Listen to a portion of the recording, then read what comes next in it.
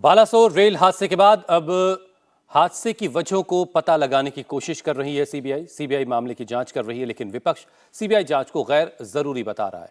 विपक्ष सरकार पर आरोप लगा रहा है कि सरकार ने अपनी लापरवाही से बचने के लिए सीबीआई जांच की सिफारिश की है। बालासोर हादसे के बाद अब सरकार घायलों की जिंदगी बचाने में जुटी है। अभी भी अस्पतालों में 200 से ज्यादा घायल भर्ती हैं। वहीं हादसे में मरने वालों की संख्या बढ़कर 288 हो चुकी है। अब तक 288 में से 205 शवों की पहचान हो चुकी है। भुवनेश्वर में रखे 83 शवों की पहचान अब तक नहीं हो सकी है। अब इन शवों की डीएनए सैंपलिंग की जा रही है, जिससे भविष्य में इनकी पहचान हो सके। वहीं हादसे के बाद रेलवे ट्रैक पूरी तरह से शुरू हो गया है।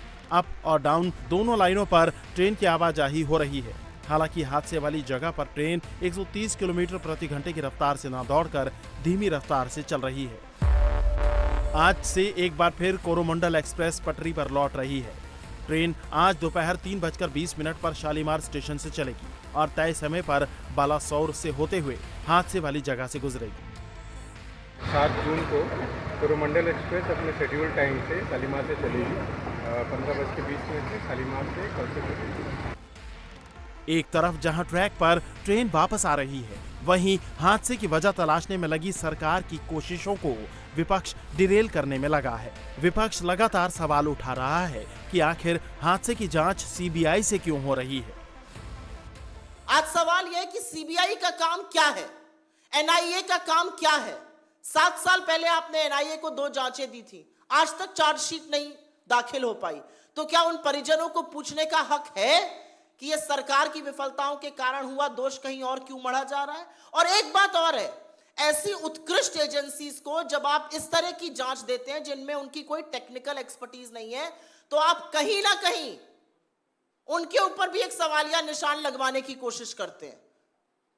अपने ऊपर से ध्यान हट जाए, अपने ऊपर से ध्यान निकल जाए, कोई जवाबदेही ना हो, इसके लिए एनआईए को जांच सौंप दो। आज सीबीआई के साथ यह किया गया है।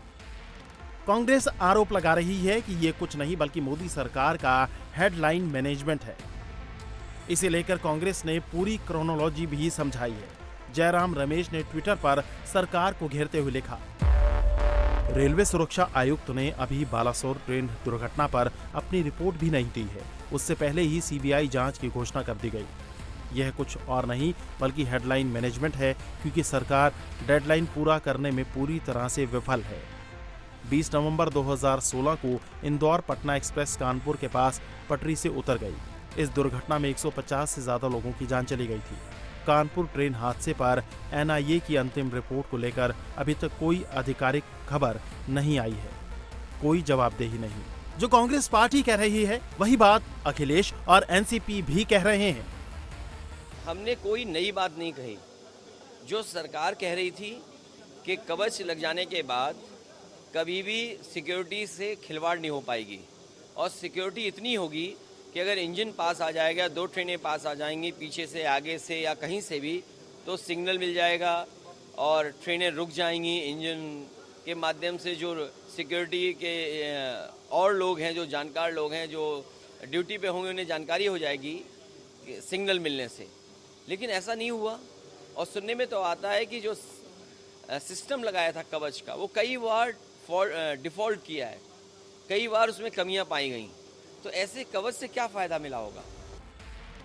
हालांकि कल तक सीबीआई जांच पर सवाल उठाने वाली ममता दीदी के सुर अब बदल गए हैं। उनकी मांग है कि सच सामने आना चाहिए। I don't want to say anything. I want this time we must walk with the people. We must be with the people. We must help the परिवार। इंडिया टीवी हर वक्त हर जगह डाउनलोड करने के लिए सर्च करें India TV news Google play store या app store पर।